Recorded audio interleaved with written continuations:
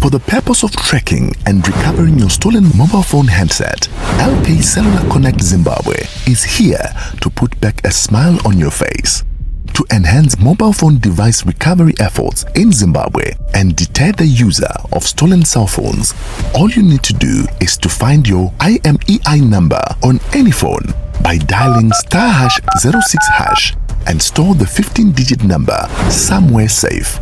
When your phone is stolen, notify the police with your IMEI 15-digit code, then bring the police report to LK Cellular Connect Zimbabwe. Tracking locally and internationally is our everyday business. Remember, for only $1, we can keep safe your IMEI in our state-of-the-art system by registering in advance your mobile devices with LK Cellular Connect Zimbabwe via our website. For more info, call our help desk at LK Cellular Connect Zimbabwe. Our business is to combat smartphone theft in Zimbabwe.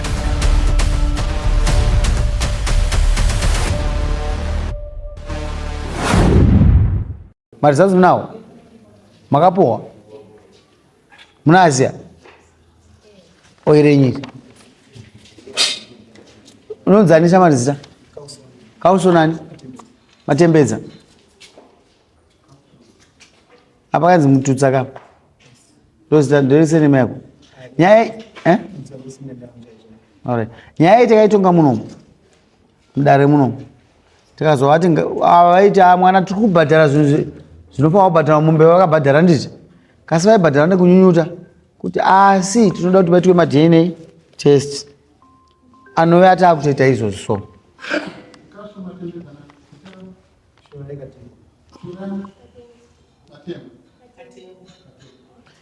ndokufona after 10 minutes chiverengai mogani pane asunza rwoko ndiani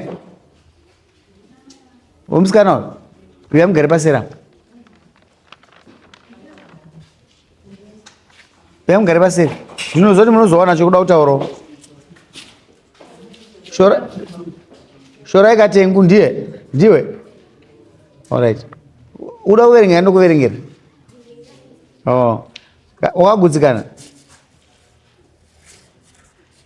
The alleged father is excluded as the biological father of the tested child. The conclusion is based on the non-matching analysis observed at the loss listed above with PI equal to 0. The alleged father lacks the genetic markers that must be contributed to the child by the biological father. The probability of paternity is 0%. Saka zvinongoreva izvoti mwana hausi mukomana uyu. Kazvinoitika hatiti zviri wrong zvinoitika kuti unonga unenedzero baba uchifunga ndiwo nokuti memakaramisa ndizvozvo. Saka ndo zvakabuda musarudza amai. Munozvitenda here? Munozvitenda? Amai vemusikana vashorai munozvitenda ka?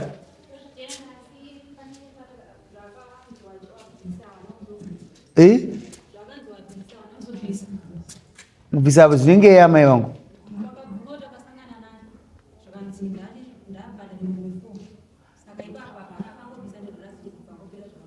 Abvisa chi?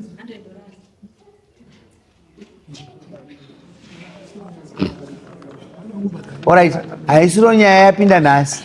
Nyaya yapinda nhasi ndeyekuti mwana ndewani.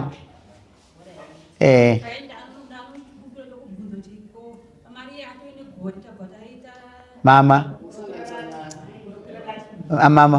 Nyaya yenyu yakapinda mudare kudhara munozoya.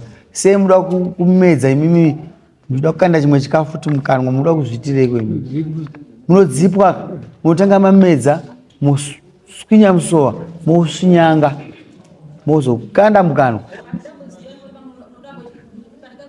Munozoya subject for another day. Pakaverenga nyaya yakadaika. Sei vanhu sei muchitotesa nyaya yenyu. Taverenga nyaya yakadai so makupinza nyaya. Waya mai nyaya yakamisirwa. Mukomana akapa chikumbiro chokuti ende kwa deep test. Kamutombo kambodzi unofanira kwamira uri stand wakadaro. Kana mukomana uyo adzoka kumadheni seti aona zvisirizo mamwe ndo anozoona kuti vangaite sei saka ime akumhanyira kuti imbombe 4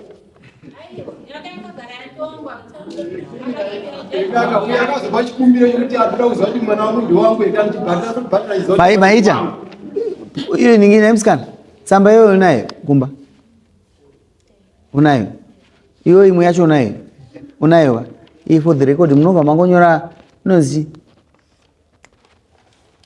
judgment wamaisa ipa manyora futi judgment yakudhara yeye yanga tachaja mufana uchiti iri pamutanga ndonjiri ando zvataitaura taakudzoka mudare mai taakumutonga zvinoenderana nokurara nemwana kurara chita iwo kuti ndakararwa neni andizvozvo asi mwana haasiri wake nokuti paipata ndakatoisa madamages taakudzoka kudare wazvinzwa mufana taakupa zvinoenderana nokurara nomunhu zvakumbira mai dzaakudzika mai dai manyarira maenda kumba muzotanga kuteera munodzoka kudare musi wa15 saka itai kuti samonero iyo iende pajudgment yakudhara yeye muibatire ipapo kuti ngaasevhwa samoni yowane musikana adzoka mudare